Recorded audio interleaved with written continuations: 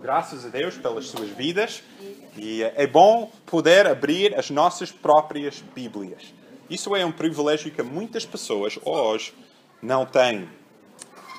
Estamos no meio de uma série sobre avivamento. Queremos ver como podemos ter avivamento nas nossas vidas. E temos visto na vida de David que ele é um homem com uma grande paixão por Deus. Ele tem um coração por Deus. Ele ama Deus com a sua vida. E apesar dos seus altos e baixos, ele é um homem que realmente quer agradar a Deus com a sua vida. Hoje vamos ver o capítulo mais triste da vida de David. É um momento em que ele cai em tentação. E daquilo que nós vamos ver hoje, queremos aprender e ver sobre a tentação e como podemos fugir da tentação e manter-nos fortes contra a tentação que cada um de nós enfrenta nas nossas vidas. Alguns anos atrás, eu andava na faculdade e eu tinha um amigo meu, chamado Paulo. Nós vivemos no mesmo dormitório, partilhamos um quarto. Paulo era um bom amigo meu e ele era um grande líder naquela faculdade. A faculdade onde eu fui, também a Sara, era uma faculdade evangélica em que, principalmente, a maioria dos alunos lá eram crentes. Paulo, ele liderava campanhas de evangelismo. Ele era conhecido aí naquela faculdade como alguém que amava Deus com a sua vida. Em maio de 2002, eu voltei para casa depois das aulas terminarem. E o plano era, em agosto, quando as aulas começarem outra vez, de eu e Paulo alugar um apartamento juntos. Ele ia ficar lá durante o verão, ia alugar um apartamento e quando eu voltar, íamos partilhar o apartamento juntos. Bom, passou o verão e voltei para aquela cidade e fui para o meu novo apartamento. Entrei lá e o que descobri foi muito triste. Paulo, ao longo do verão, tinha se afastado muito de Deus. Entrei naquele apartamento e havia dezenas de garrafas de todo tipo de álcool. Dezenas, espalhado por toda parte. Ele agora estava a viver com uma rapariga, namorada, e ele estava longe de Deus. E pensei, como era possível ir de maio, ser líder de campanhas evangelísticas, fazer parte de uma faculdade cristã e em apenas poucos meses afastar-se tanto de Deus.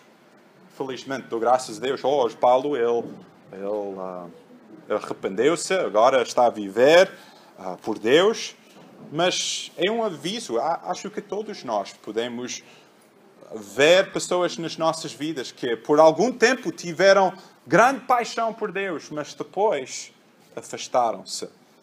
Hoje, em 2 Samuel capítulo 11, vamos ver o que faz que alguém caia na tentação. Como podemos guardar contra o cair na tentação. 2 Samuel capítulo 11. Vamos começar em versículo 1. A Bíblia diz o seguinte: E aconteceu que, tendo decorrido um ano, no tempo em que os reis saem à guerra, enviou David a Joabe e com ele os seus servos e a todo o Israel. Eles destruíram os filhos de Amon, cercaram a Rabá, porém David ficou em Jerusalém. E aconteceu que numa tarde David se levantou do seu leito e andava passeando no terraço da casa real. E viu do terraço uma mulher que se estava levando. E era esta mulher muito formosa à vista. E mandou David indagar quem era aquela mulher. E disseram: Porventura não é esta Batseba, filha de Eliá, mulher de Urias, o Heteu? Então enviou David mensageiros e mandou trazê-la. E ela veio.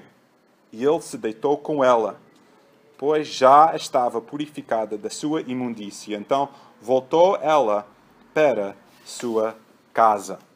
Agora podemos ver o que acontece. Diz que era a primavera e nesta altura o normal era os reis saírem com as suas tropas, com o seu exército, para proteger o país, para proteger contra a infração dos inimigos que andavam por aí.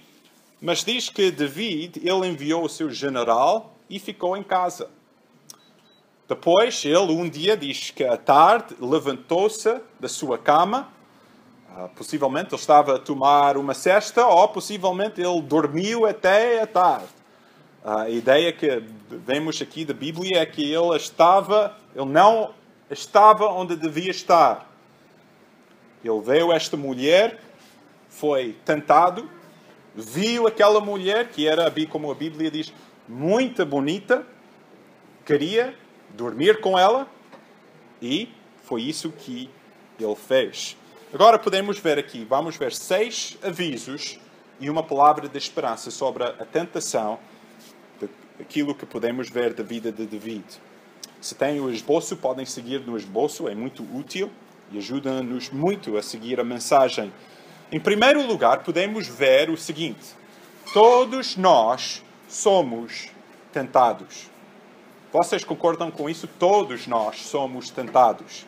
Possivelmente a tentação que enfrentamos é diferente, mas todos nós somos tentados.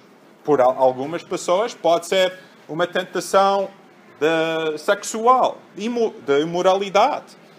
Por outras pessoas pode ser falar mal dos outros, pecados da boca. Por outras pessoas pode ser materialismo ou cobiça, ou pode até ser preocupação, ira contra os outros. Jesus, ele diz, já ouviste, não matar. Isso é um dos 10 mandamentos. Mas ele diz, mas eu digo, quem se irar contra o seu irmão sem causa é igual. Então todos nós somos tentados, todos nós enfrentamos tentação nas nossas vidas. Se tu és humano, vais ser tentado. Mas o que podemos ver, David é um homem que ama a Deus, que tem feito grandes coisas por Deus. E podíamos pensar por um momento, David, ele é um grande herói da fé. Ele tem feito tanta coisa por Deus. Ele é o rei que ama a Deus com a sua vida, quer construir um templo para Deus. Certamente ele não vai cair na tentação. Certamente ele é imune às tentações. Mas não era assim. Nós, ao longo da Bíblia, vemos que todos os heróis da fé foram tentados. Daniel, lembrem, o rei fez o decreto que ninguém podia orar. E ele obedeceu a Deus em vez do rei. José, ele também foi tentado com a esposa de Potifar. Mas ele resistiu. Todos nós somos tentados. Jesus Cristo próprio foi tentado. E ele sabe o que é ser tentado. Diz em Hebreus 4:15 que ele pode compadecer-se das nossas fraquezas, porque ele também foi tentado, mas sem pecado. Então todos nós somos tentados. E ser tentado não é pecado. Mas como respondemos, se cedemos à tentação ou fugimos à tentação, determina isso.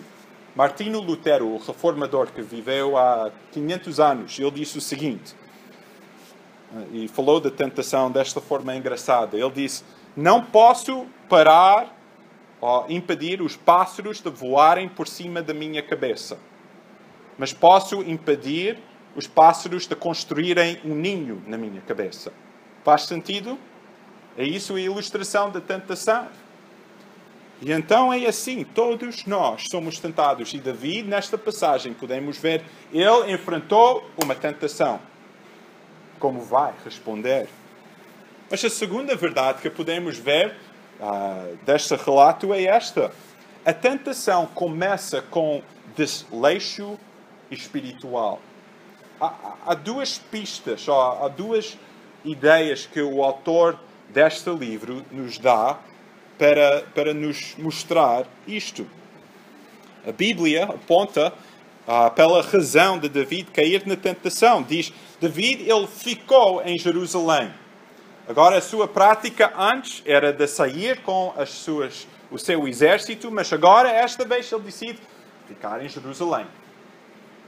Ele saiu daquilo que ele devia fazer, ele deixou a responsabilidade que ele devia ter feito e ficou em Jerusalém. Não sabemos exatamente o motivo, pode ter sido até um bom motivo, não sabemos. Mas ele saiu da sua rotina, ele saiu das suas responsabilidades e aí que é um grande perigo. Mas também diz em versículo 2 que era à tarde que David se levantou da cama. Mais uma vez, é uma forma discreta de mostrar a preguiça ou o desleixo do rei, de David. Enquanto todo o país está a trabalhar, o rei dorme até tarde. O exército está no campo da batalha, mas David, como líder, fica em casa. E isso não é para dizer que nunca devemos dormir ou tirar férias, mas é claro que David está a viver uma vida desleixada. Falta de cuidado e atenção na rotina das nossas vidas vai resultar em quedas espirituais. E é por isso que há tantos avisos na Bíblia sobre a importância de ficarmos atentos, vigilantes, prontos contra a tentação que pode surgir nas nossas vidas. Por exemplo, diz em 1 Coríntios, aquele que pensa que está firme, tenha cuidado, não caia. É um aviso.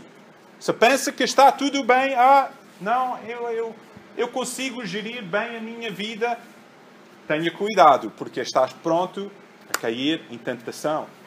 Não devemos subestimar a força da tentação nas nossas vidas. Em Provérbios 7 fala da tentação do pecado sexual. Mas pode-se aplicar o aviso que encontramos em Provérbios 7 a qualquer tentação. Fala de um senso e diz assim: ele logo a segue como o boi que vai para o matadouro. E como vai, está a falar de seguir com uma prostituta. Diz: como vai o insensato para o castigo das prisões. Agora, pois, filhos, dai-me ouvidos. Estai atento às palavras da minha boca. Não se desvia para os caminhos dela o teu coração. A sua casa é caminho do inferno, que desce para as câmaras da morte. Em 1 Pedro 5,8 diz que devemos estar sóbrios. Devemos vigiar, porque o diabo, vosso adversário, anda em derredor. Então, nós não podemos ficar descansados, pensar bem, está tudo organizado. Precisamos de ficar sempre atentos, sempre vigilantes contra a tentação. Nunca devemos subestimar o poder do pecado fora, da tentação fora de nós, até que vem dentro de nós. Em Jó 31, Jó disse o seguinte: fiz um acordo com os meus olhos, não os fixar com luxúria numa rapariga. David, ele não fez isso. Ele olhou e continuou a olhar, foi tentado e caiu na tentação. Isto faz-me lembrar, se pode pôr aquele vídeo que está aí, de uma tragédia que aconteceu recentemente. Isto é como o pecado é nas nossas vidas. Então vamos ver esta tragédia que aconteceu. Uma turista norte-americana foi morta por um leão durante uma visita a um parque animal perto de Joanesburgo, na África do Sul. Mesmo se está escrito em letras gordas à entrada que é obrigatório manter a janela do carro fechada durante o percurso, a mulher quis fazer uma fotografia do leão mais de perto e sem o vidro pelo meio. Acabou por pagar com a vida. Nós damos um folheto à entrada a dizer às pessoas que mantenham a janela fechada e explicamos porquê. Apesar de tudo, parece que as janelas continuavam para baixo. O leão atirou-se ao carro e mordeu a senhora através da janela. O nosso pessoal precipitou-se imediatamente para afastar o leão dali e o condutor ficou ferido no braço ao tentar também afastar o leão. Este parque é famoso por albergar algumas espécies muito... Então é assim, o pecado é perigoso. Eu já estive lá naquele parque quando eu era criança e é muito interessante. Mas ouviram como ele disse, está escrito, nós avisamos. Mas ela não pensou bem, eles estão aí, estou dentro do carro, estou mais ou menos seguro. E pagou com a sua vida. E assim com a tentação nas nossas vidas. Não devemos subestimar a tentação. A Bíblia diz em Colossenses 3:5: façam morrer tudo o que pertence a este mundo. A imoralidade sexual, a devassidão, as paixões desordenadas, os maus desejos e a cobiça, porque a cobiça é uma espécie de idolatria. Então, se nós não estamos a matar o pecado nas nossas vidas, se não estamos a vigiar contra o pecado e a tentação das nossas vidas, vamos cair na tentação. Como um teólogo diz, se não estás a matar pecado, o pecado vai te matar. É com ação, é com a vigiar. Não podemos estar desatentos. A tentação fica cada vez mais forte quando estamos mais desleixados na nossa leitura da Bíblia, no nosso tempo de oração, na nossa fidelidade em congregar com os outros irmãos. São pequenos passos. Vou baixar o vidro um pouco. Uma decisão após outra decisão vai significar que caímos em tentação. Mas a terceira verdade é esta, que a tentação é fortalecida com insatisfação com Deus e aquilo que Ele tem nos dado. Isso faz sentido? Começa com insatisfação com aquilo que Deus tem nos dado. Davi tinha esposa? Tinha 7 neste ponto. Ele pecou nisso, mas podemos ver que o pecado é quando nós acreditamos a mentira de Satanás. Lembrem, Eva, o serpente veio a tentar a Eva e disse: será que Deus disse isso? Deus só disse isso porque Ele não quis que tu sabias o que Ele sabe. E é isso que acontece. E nota em 2 Samuel capítulo 12, na outra página, mais tarde o profeta Natan, ele confronta David. E é interessante, olhe para 2 Samuel 12, 8. E diz, versículo 7, diz: Natan a David, tu és este homem. Versículo 8, te dei a casa de teu Senhor e as mulheres de teu Senhor em teu seio, e também te dei a casa de Israel e de Judá, e se isto é pouco, mais te acrescentaria tais e tais coisas.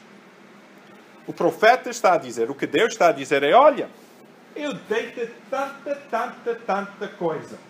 A tua vida está repleta de riquezas. E agora vais fazer uma coisa destas. É isso que Deus está a dizer. Ele diz: se isso fosse pouco, eu te dava mais. Mas é isso que acontece nas nossas vidas. Ficamos insatisfeitos com Deus e começamos a procurar no mundo a nossa satisfação. E o que acontece com David pode acontecer nas nossas vidas também. Realmente o pecado é como beber água salgada, água do mar. Satisfaz por um instante, mas depois ficamos com mais sede, e mais sede, e mais sede em cima disso. A tentação é fortalecida com a insatisfação com Deus e aquilo que Ele tem nos dado. Mas a quarta verdade que podemos ver deste relato é esta: há sempre maneira de escapar e fugir da tentação. Agora, reparem em capítulo 11. As oportunidades que David teve de fugir da tentação. Olha, primeiro em versículo 2. Ele podia ter parado de ver a mulher a tomar banho. Mas ele continuou. Não foi só uma vista. Ele continuou. Ele alimentou o seu desejo. Em versículo 3, houve um forte aviso dos servos. Olhem em versículo 3. Disseram: porventura, não é esta Batseba? Eles estão a dizer: David, esta é Batseba. Ela é mulher, esposa de um dos teus melhores guerreiros. Ele tem lutado contigo na batalha. E agora vais trair o teu amigo, o teu companheiro na batalha. há um aviso. Isto não é uma escolha feita inconscientemente. É isto. Em versículo 4, David mandou buscar os mensageiros, mandou trazê-la. David mandou e ainda houve tempo para ele reconsiderar a gravidade da ação que ele ia tomar. Mas ele continuou. Houve opção, houve momentos em que ele podia ter dito, não, vou parar. Mas ele continuou. Dizem-se em 1 Coríntios 10, uma promessa tão preciosa. Não veio sobre vós tentação, senão humana, mas fiel é Deus, que não vos deixará tentar acima do que podeis. Ouvem bem. Deus é fiel, que não vos deixará tentar acima do que podeis. Antes, com a tentação, terá também o escape, para que o possais suportar. Que grande promessa é esta? Na tentação há escape. E se tu tens Cristo como o teu Salvador, és uma criação nova. Antes tu vivias no pecado, mas agora tu és liberto. Tens capacidade de dizer não à tentação. Jesus ensinou-nos a orar. Não nos deixes cair em tentação, mas livra-nos do maligno. E esta é uma oração que devemos orar todos os dias. Senhor, livra-me do maligno, guarda-me do mal, protege-me da tentação.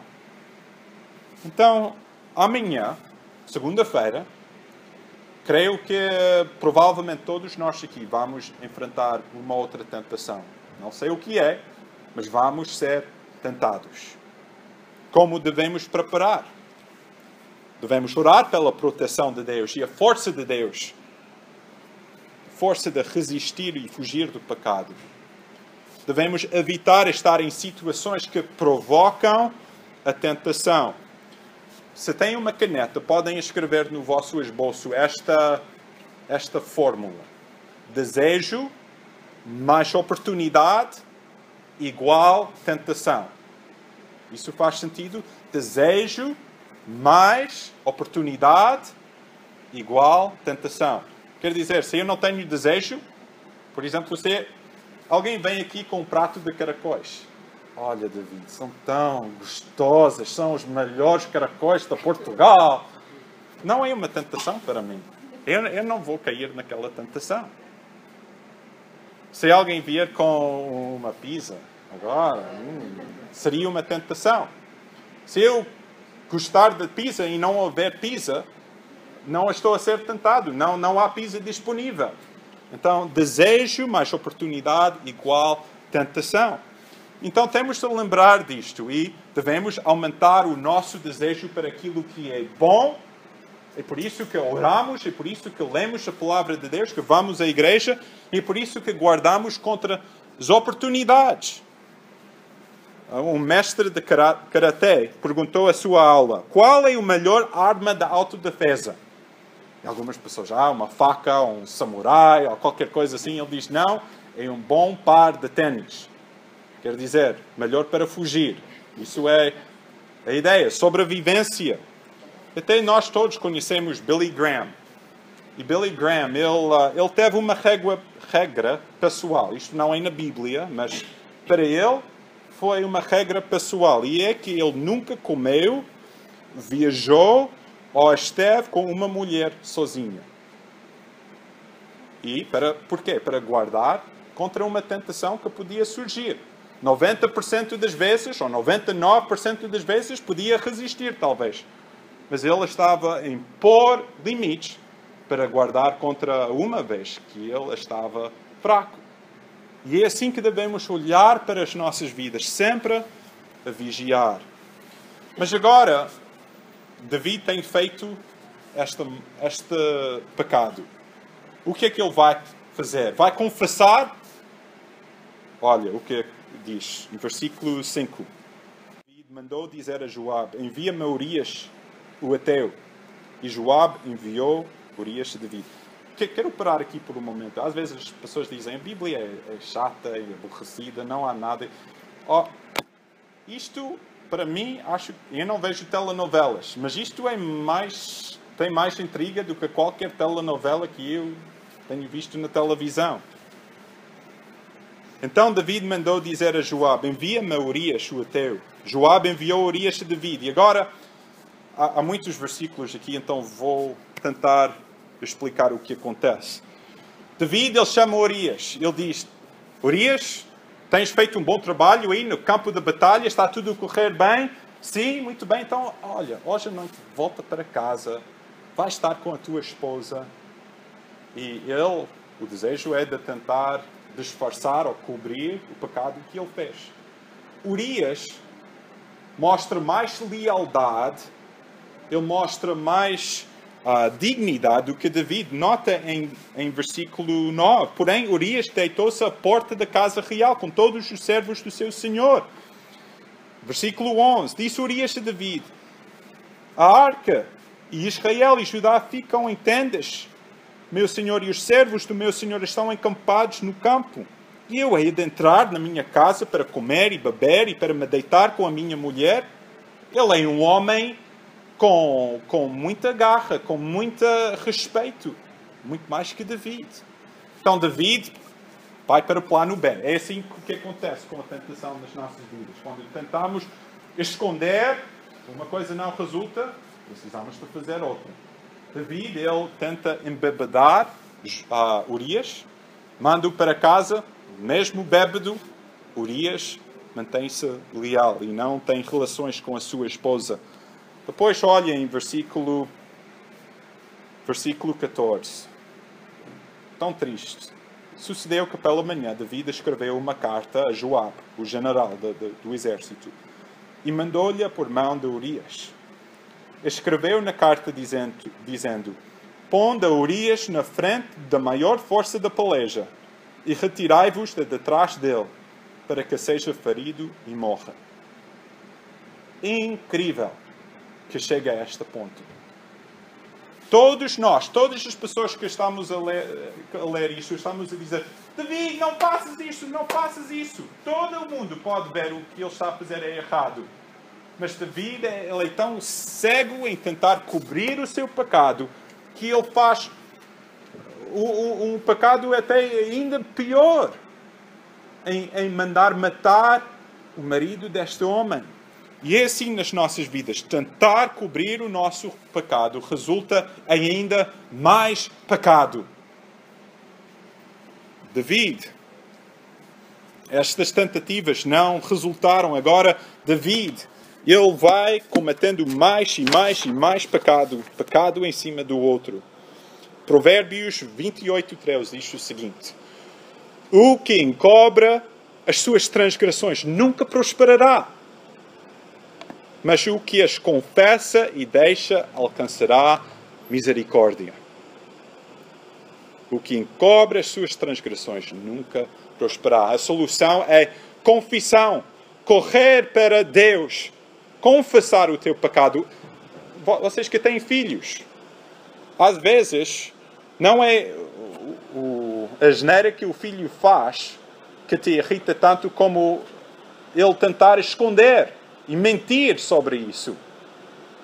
E assim com Deus. Ele convida-nos, como lemos hoje, se confessamos o nosso pecado, Ele é fiel e justo de nos perdoar. E finalmente, Urias, ele morre devido à conspiracia de David contra ele. Diz em versículo 26. Ouvindo, pois, a mulher de Urias que seu marido era morto, lamentou a seu senhor. Passado o luto, enviou David e a recolheu em sua casa e lhe foi por mulher. E deu-lhe à luz um filho. Agora, David podia pensar: assunto resolvido. Vou continuar a viver a minha vida. Mas nota a última frase. Diz: porém, esta coisa que David fez pareceu mal aos olhos do Senhor. Provérbios 5:21 diz: eis que os caminhos do homem estão perante o Senhor. Nós podemos esconder, podemos disfarçar, podemos dar desculpas. Deus sabe. E Ele pesa todas as suas veredas. O nosso pecado tem consequências devastadoras. Não subestimes as consequências do pecado. E o pecado promete prazer, mas acaba por nos prender. O pecado promete gratificar os nossos desejos, mas no fim estamos insatisfeitos. Perdemos comunhão com Deus. Afeta as pessoas que amamos mais. E é isso o que podemos ver. E nisto tudo podemos ver a sexta verdade, que é esta: todo o pecado é contra Deus. David, ele pecou contra Batseba, contra Urias, até contra o seu país inteiro. Vamos ver mais tarde, na próxima semana. O semente do que aconteceu aqui resultou numa guerra civil. David perdeu muita da sua família por causa deste pecado. E David, mais tarde, ele vai arrepender-se. Ele vai dizer: Deus, foi contra ti que eu pequei. E ele reconheceu finalmente, depois, que todo o pecado é contra Deus. É isso que podemos ver aqui. David fez para ser o mal aos olhos do Senhor. Então, se pararmos aqui, podemos ver que é uma história triste. David, ele até passa meses sem confessar este pecado. O bebê nasce e finalmente Deus, na sua misericórdia, toma a iniciativa de ir ao encontro de David. Deus envia Natã, o profeta. Natã, ele conta uma história sobre um pobre agricultor que tinha uma só ovelha. E alguém que tinha muitas fazendas, que tinha milhares de ovelhas, vai e rouba, tira aquela ovelha preciosa. David fica indignado. Diz: devemos castigar, matar aquele homem que roubou aquela ovelha. E Natã aponta o dedo e diz: David, tu és aquele homem. E finalmente, David arrepende do seu pecado. Vamos para Salmo 51. Esta é a confissão deste pecado. Em Salmo 51, este é um salmo de confissão. David, ele diz assim: tem misericórdia de mim, ó Deus, segundo a tua benignidade. Apaga as minhas transgressões, segundo a multidão das tuas misericórdias. Lava-me completamente da minha iniquidade, purifica-me do meu pecado. Conheço as minhas transgressões. O meu pecado está sempre diante de mim. Contra ti somente pequei e fiz o que é mal à tua vista, para que seja justificado quando falares e puro quando julgares. Esta é uma série sobre avivamento. Se queremos que Deus haja nas nossas vidas, se queremos que Deus haja na nossa igreja e abençoa-nos, precisamos de confessar o nosso pecado. Não podemos ser como David, a tentar esconder, a dar desculpas.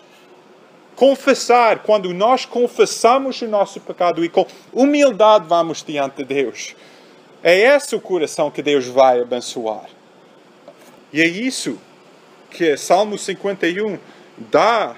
Ele diz no fim, em versículo 16 do Salmo 51, não desejas sacrifícios. Podemos ter o melhor culto do mundo, o melhor grupo de louvor, podemos fazer tudo e mais alguma coisa. Diz, Deus não deseja isso tudo. O que Deus deseja? Versículo 17. Os sacrifícios para Deus são um espírito quebrantado. Um coração quebrantado e contrito não desprezarás, ó Deus. Sabem, eu disse que há uma palavra de esperança nisto tudo. E para isso vamos para Mateus capítulo 1. Mateus capítulo 1. Sabem, Batseba, não sabemos exatamente se ela teve alguma culpa nisto, podemos supor. Não sabemos. Mas Batseba, ela não só aparece nesta história. Ela aparece em Mateus capítulo 1. Isto é fascinante como a Bíblia é. uma coleção de centenas de histórias, mas uma história só. Reparem em versículo 1. Livro da geração de Jesus Cristo. Filho de quem? Filho de David. E agora, olha para versículo 6. E Jessé gerou ao rei David. E o rei David gerou a Salomão, da que foi mulher de Urias. Agora, isto, em vez de esconder este pecado na lista da dinastia de David, está aqui para todo mundo ver. E quem é o descendente de que isto tudo vai dar? Olha para o versículo 16. Jacó gerou a José, marido de Maria, da qual nasceu Jesus, que se chama o Cristo. E depois olha para versículo 21. E dará à luz um filho, e chamarás o seu nome Jesus, porque ele salvará o seu povo dos seus pecados. A palavra de esperança é esta: há perdão e liberdade em Cristo. Tu podes correr ou esconder, mas nunca vais escapar da justiça de Deus. O único escape é na cruz de Jesus Cristo, porque foi aí que ele levou o julgamento contra todo o pecado. Portanto, esta história é um aviso forte, é uma história triste, mas há um raio de esperança. Fruto deste pecado, deste relacionamento, vem o descendente Jesus, que vai resolver o problema do pecado, que vai dar salvação. David, ele pecou, mas a Bíblia dá esperança. Ele foi tentado e pecou. Mas este filho de David, o Messias, foi tentado e nunca pecou. David, ele sofreu muito por causa do seu pecado. Mas o filho de David, Jesus, sofreu uma vez para sempre para livrar-nos do sofrimento do pecado. David pediu no seu salmo de confissão: não me lances fora da tua presença. O filho de David, Jesus, na hora da sua morte, disse palavras parecidas. Diz: meu Deus, por que me desamparaste? Ele foi lançado fora da presença do seu Pai para nós podermos chegar com ousadia e alegria a Deus. David implorou a Deus: tem misericórdia de mim, apaga as minhas transgressões. O filho de David, Jesus, disse: eu vim para buscar e salvar o que se havia perdido. Então, neste dia tão triste na vida de David, há um raio de esperança, e é em Jesus Cristo. Se tu conheces Jesus Cristo como o teu Salvador, estás seguro em Cristo. Mas precisamos de confessar o nosso pecado para termos a alegria do nosso relacionamento. Confessa o teu pecado. Corra para Jesus Cristo. Se tu não conheces Jesus Cristo como o teu Salvador, tua única esperança hoje é em Jesus. Crê em Jesus Cristo e serás salvo. Jesus, glória a Jesus, que derramou o seu sangue para nos dar este perdão e liberdade. Vamos orar. Pai nosso, damos graças pela tua palavra. Peço que tu possas tocar nas nossas vidas, ilumina-nos, ajuda-nos a ser pessoas prontas para confessar o nosso pecado. Ajuda as nossas vidas nunca serem abrigos para o pecado, mas que possamos sempre estar a vigiar, sempre a orar: Senhor, purifica-me, sonda-me. Senhor, traz avivamento aqui na tua igreja. Em nome de Jesus Cristo oramos. Amém.